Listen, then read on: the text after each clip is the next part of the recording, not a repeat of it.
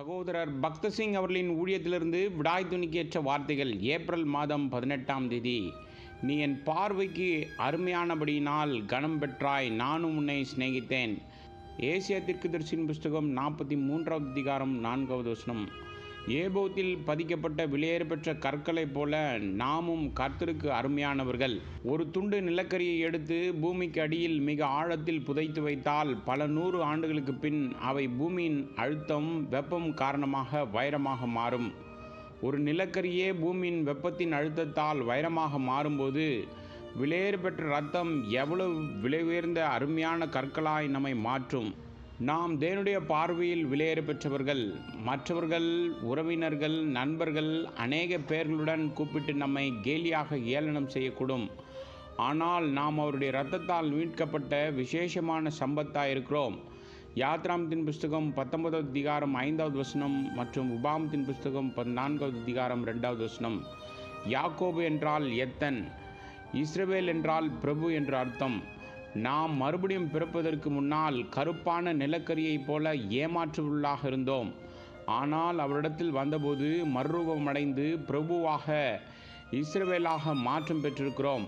மார்பதக்கமானது இயேசு கிறிஸ்துவின் விலையேறப்பெற்ற இரத்தத்தால் கொல்லப்பட்டவர்களை குறித்து பேசுகிறது. நாம் மிக மிக விலையேற பெற்றவர்கள். நம்மை பெறும்படி எல்லா விலைக்கிரயத்தையும் அவர் செலுத்தினார். மத்தேயு சுவிசேஷம் 13வது அதிகாரம் 44வது வசனத்திலிருந்து 46வது வசனம் வரை நிலத்தை தேடும் மனிதனை குறித்து பேசுகிறது. அனுபவம் பெற்ற மனிதனாய் புதைந்திருக்கிற பொக்கிஷத்தை, தனக்கு உண்டான எல்லாவற்றையும் விற்று அந்த நிலத்தை அவன் வாங்குகிறான். அவனுடைய பார்வை மறைந்திருக்கிற பொக்கிஷத்தை கண்டது. பெங்களூரில் கோலார் தங்க சுரங்கம் கண்டுபிடிக்கப்பட்ட போது பல ஆண்டுகளுக்கு முன் அது ஒரு காடாக இருந்தது. ஒரு போர் வீரன் நிலவியல் குறித்து அறிவை பெற்றவனாக கண்டுபிடித்து அந்த நிலத்தை வாங்கினான். அதுபோல தேவனும் நம்மிடத்தில் ஏதோ ஒரு பொக்கிஷத்தை கண்டார். நம்மோடு இருந்தவர்கள் அதை காணவில்லை. நம்மிடம் மதியினத்தையும் பலவீனத்தையும் தோல்வியுமே பார்த்தார்கள்.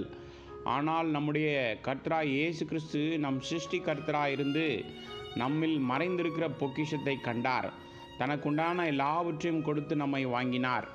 இதற்காக பரலோக சிங்காசனத்தை துறந்து மகிமை இழந்து பாலகனாய் மாட்டுக்கொட்டையில் காணப்பட்டார். தன்னை முற்றிலும் வெறுமையாக்கினார். தன்னுடைய சரீரத்தை ஆணி அடிக்கவும், வாரினால் அடிக்கவும், முகத்தில் துப்பவும் தன்னை ஒப்பு கொடுத்து நம்மை தம் விலையேறப்பெற்ற இரத்தத்தால் வாங்கினார். முழுவதும் பாவத்தாலும் கரையாலும் இருந்த நம்மை விலையேறப்பெற்ற கற்களாய் அவர் மாற்றியிருக்கிறார்.